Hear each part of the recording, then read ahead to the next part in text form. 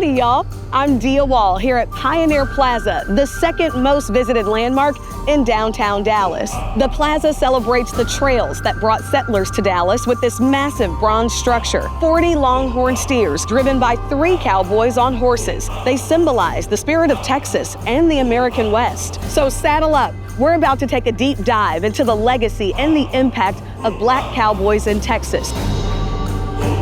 From Fort Worth to Houston to San Antonio, the lives of Texas's black cowboys tell a story of skill and grit and freedom.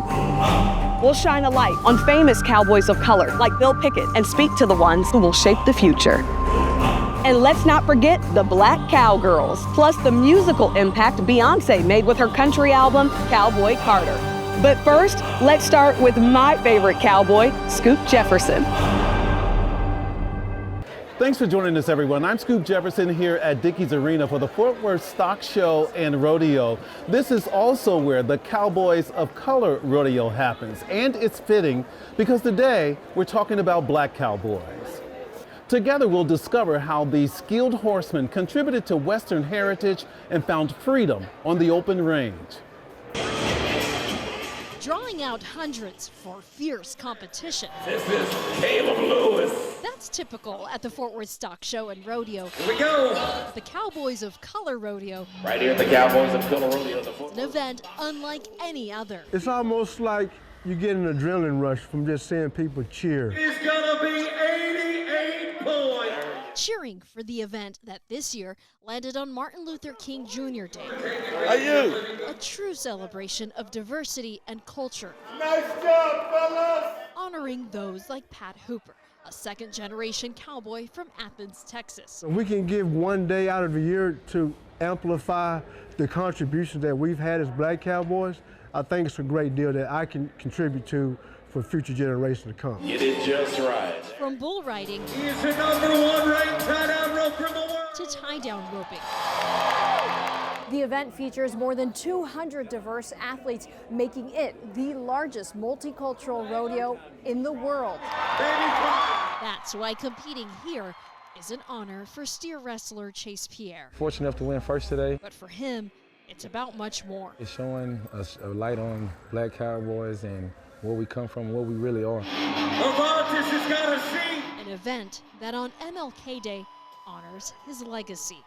In Fort Worth, I'm Adriana Dalb.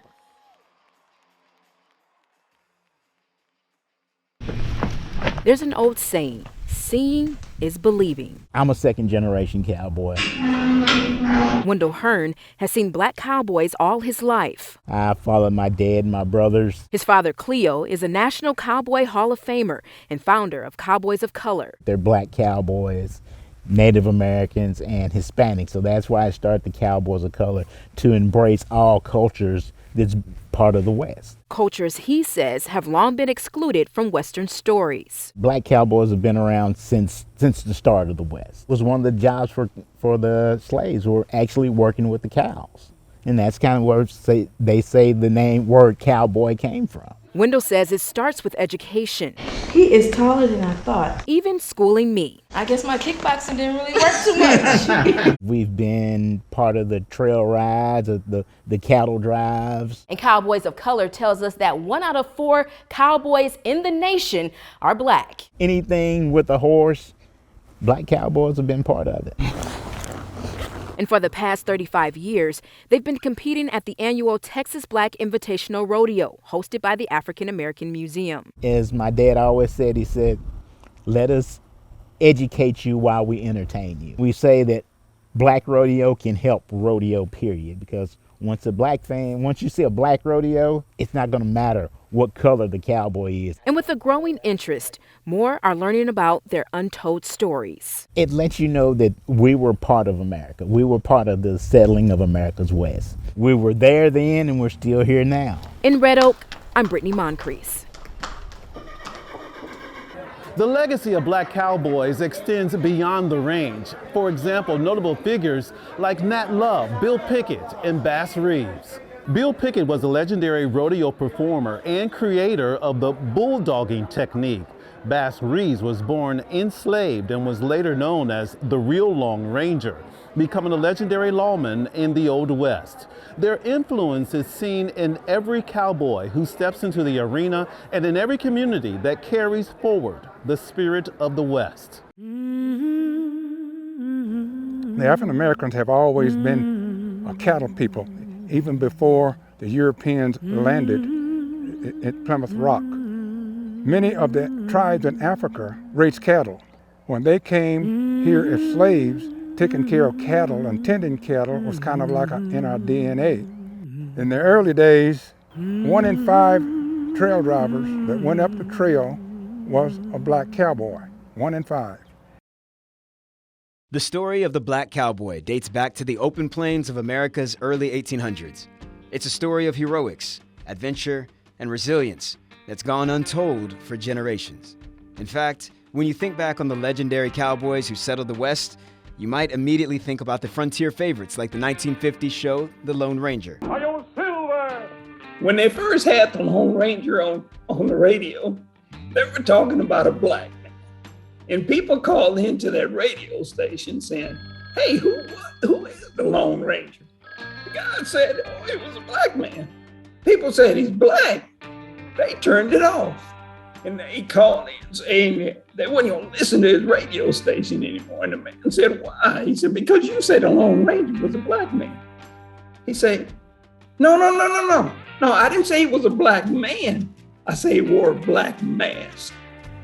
So they went on with the Lone Ranger on radio, and then when they put him on TV, he had to be a white man because they wasn't going to accept him on TV as a black man. So he was a white man with a black mask. I am a Lone Ranger. Larry Callis was a musician and the second black cowboy to make it into an all-white Texas high school rodeo. George Strait's manager was my manager.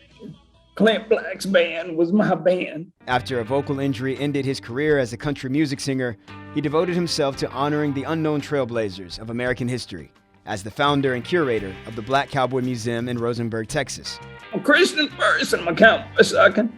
I know when God closes one big door, he opens up a big one. And he's opened this museum wide open for me. He says history and Hollywood tell different tales about the first cowboys. Well, the word cowboy came from slaves. Back in 1821, they said, hey boy, go get that cow. And they had a house boy, a yard boy, and somebody worked the cows. He was called a cowboy. These colorful stories are now preserved on full display right here in the Alamo City. Stories of progress from the Civil War in the 1860s to the Civil Rights Movement 100 years later are now emerging in theatrical reenactments and breathtaking museum exhibitions. The Whitty Museum has been here in San Antonio since 1926, and one of the focal points of the Whitty, we say it's where nature, science, and culture meet, is the early Texas stories, particularly in the 19th and early 20th century. We do contemporary as well, but that's a real focal point. The Black Cowboy story is one that we've really wanted to tell for a long time. Black Cowboys, the American story, is a dramatic story. It tells a story in many ways of enslaved people who became emancipated, and as they became emancipated, with their extraordinary skills in animal husbandry, training horses, understanding herding, that they were catapulted as the lead cowboys on massive trails from Texas all the way up into the Americas, into North America. Many children have grown up without understanding the importance of Black cowboys. We are providing a story that hasn't been told. The only way to understand the future of Texas is to understand the past.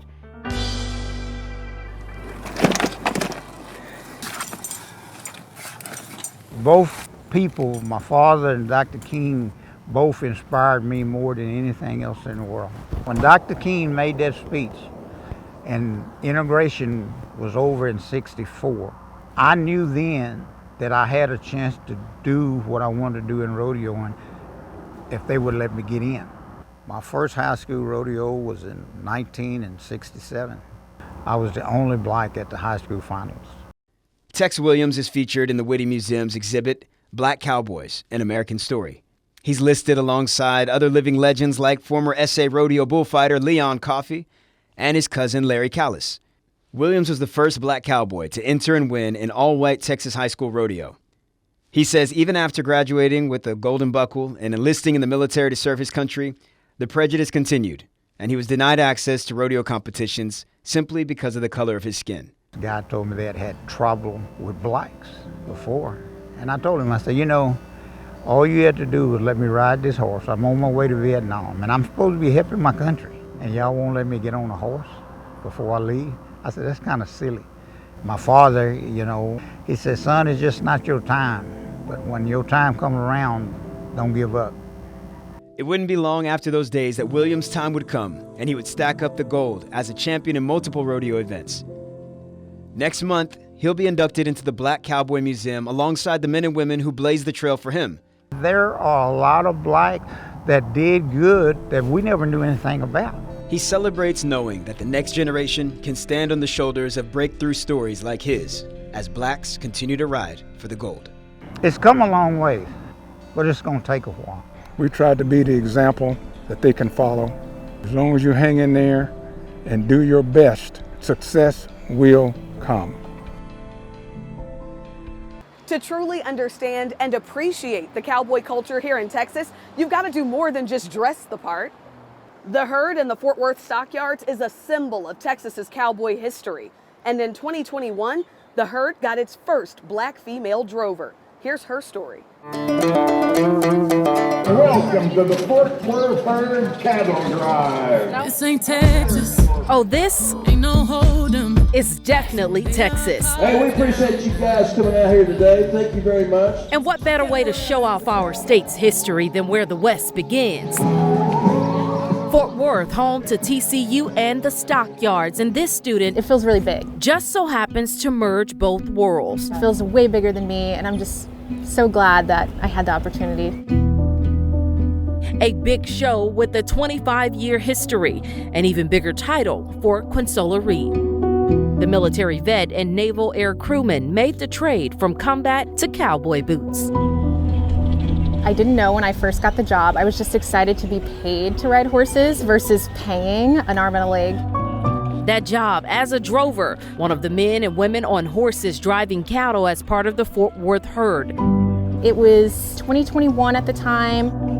I guess I just never realized, but I was like, okay, well, I guess that's right, and I'm just going to keep showing up as myself. It's the only place in the world where you can see a longhorn cattle drive twice daily. The herd represents a time in history when millions of cattle came through Fort Worth and made a significant impact on the economy after the Civil War. Texas was a very poor state, and everybody was looking for a way to make a living. Whether you were a Mexican vaquero or a black cowboy, you were looking for work. And that was an opportunity to make a lot of money in a short period of time. Female drovers. While female leadership is front and center, evident by the herd's current executive director and trail boss, Kristen Jaworski, make no mistake, this is a male-dominated line of work, which for Quinsola makes becoming the first black female drover in the program's history even more special. Wow, to just be a part of representation in a space that I'm so passionate about, I don't know, it's really humbling. She really brought a very unique element. Being a black cowgirl was so important to this program. Sologenic, photogenic, shoot. Beyoncé's new album is breaking records. Beyoncé's Cowboy Carter album not only made waves in the music world, but it also sparked conversations about the overlooked history of black cowboys and cowgirls. It'd be the first black woman to debut at #1 for Texas Hold'em. That's history in itself. With tracks like Texas Hold'em, Levi Jeans, and Yaya, the Houston native not only celebrates the resilience of black cowboys and cowgirls, but also empowers a new generation to embrace this rich heritage.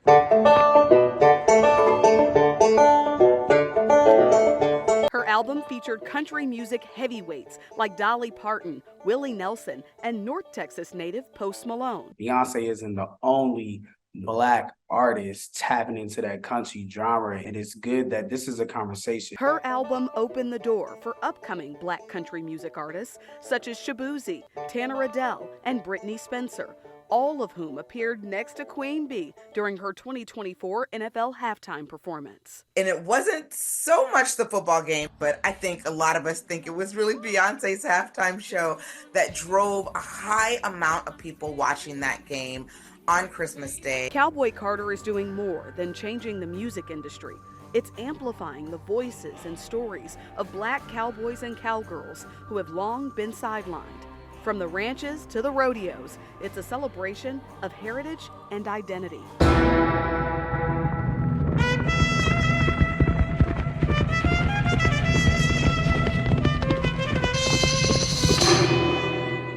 This year, Beyoncé received 11 Grammy nominations and won Country Album of the Year and Album of the Year for Cowboy Carter.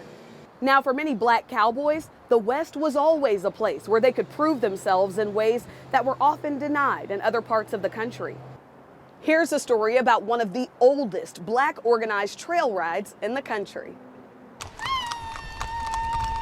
New generations are now taking part in the Prairie View Trail Ride. But they wouldn't be here without the work of two men. 1957. James Francis and Murtis Deitman rode in Prairie View's first trail ride in 1958, the rodeo's first Black trail ride. You could hear in the background, say them folks crazy.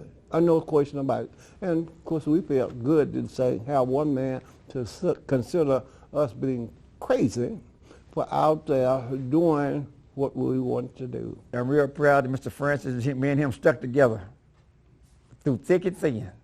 A lot of time it was thin, but we stuck together. This has been one of the great days. The civil rights movement was just getting started, led by a young preacher named Martin Luther King Jr. The Prairie View Trail Riders weren't allowed to camp in Memorial Park the first 3 years, and even when they could, they were segregated. They wouldn't let us stay with the white trail riders. They set us over here on a little hill. And then when it started that morning, then the whites started out and we went in behind them. But attitudes and the times changed. Murtis Deitman went on to become a champion bull rider. A lot of guys said, man, you can't ride them bulls. I said, what you mean I can't ride them? White folks ride them. Them bulls don't know the difference between white and black. All they want to do is get you off their back. James Francis was trail boss for 42 years. I interviewed the two legends at a forum at Community of Faith Church in Acres Homes. 60 years ago, Prairie View started with 2 wagons and 20 riders. Today, there are hundreds. And the organization has helped raise thousands of dollars for college scholarships and created years of unforgettable moments. And if I could do it all over again, I'd do the same thing. Because you ain't got no boss, the bull's the boss. The bull is the boss. You can't tell him what to do and where to go. Larry Callies owns history. At least keys to collections of boots, buckles, stirrups, and photos of his dad, uncles, and heroes like Tex Williams and Freddie Gordon, Black cowboys, given their own museum. I just don't like to lose my heritage. I don't like to lose things that we used to have. And I brought a lot of stuff just from me picking up stuff. Years after this former rodeo roper turned country singer lost his voice, Callies stumbled into his past, records from plantation days that revealed connections between his ancestors and a white East Texas minister who had kids with slaves. Uncovering hidden history became his passion. This is really interesting to me, so I just kept getting historical stuff. He got a lot of saddles from friends too, memorabilia from segregated rodeos in the 60s, and inspiration to celebrate Black bull riders and Hall of Fame cowboys whose little-known stories Callies once shared. People think cowboys originated on TV. They didn't. They originated in the slaves. They had a houseboy, they had a yard boy, and somebody that worked the cows. He was called a cowboy. And so the Black cowboy was the first cowboys. And they came from right here in Fort Bend County. This is where our cowboys came from. Slowly reeling in visitors for 8 months, Callies opened his doors for free during Black History Month, hoping it helps his heroes get their due. In Rosenberg, standing for Houston, Larry Seward, KHOU 11 News. From the dusty cattle trails to the bustling rodeo arenas today, the legacy of Black Cowboys lives on today, along with their influence on American history, culture, and identity. Stephen Robinson puts in hours and hours of practicing cattle roping. He's training his horse named Wendy with hopes of getting faster than their competition. If you want to win and you know, be good, you gotta get out there and practice. So practice is not fun, the rodeo is fun. Fun at the rodeo involves landing a good score and prize money. Robinson competes all over Texas and in other states. He was just a kid when he first got on a horse, which led to learning. I probably started learning how to actually ride a horse probably when I was about 12, 13. When Robinson isn't in his cowboy hat, he wears an even more important hat as one of Fort Worth's finest. As a neighborhood police officer, Robinson has a heart for young people and has made a few friends. Watching cops and seeing some of the Fort Worth episodes, I was like, man, that's what I want to do.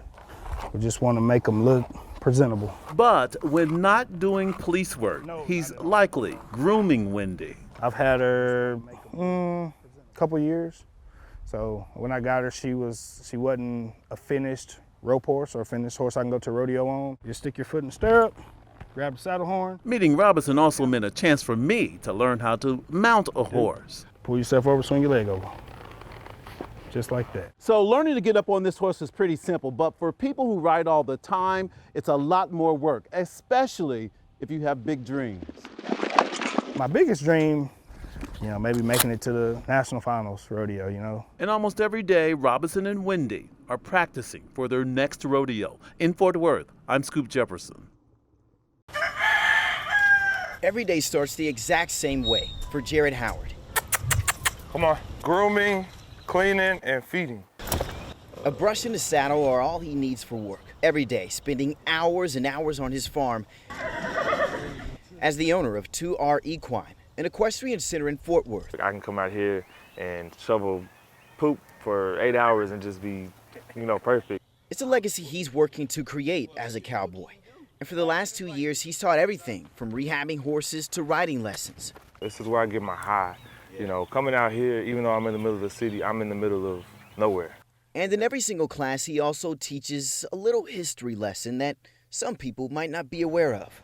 Howard says the history of the cowboy runs deep, very deep in Black history. A lot of people think this is new to us, and that's the furthest thing from the truth. The Black cowboy is a key part of American history and Texas history. From pioneers like Bill Pickett to Bass Reeves, Howard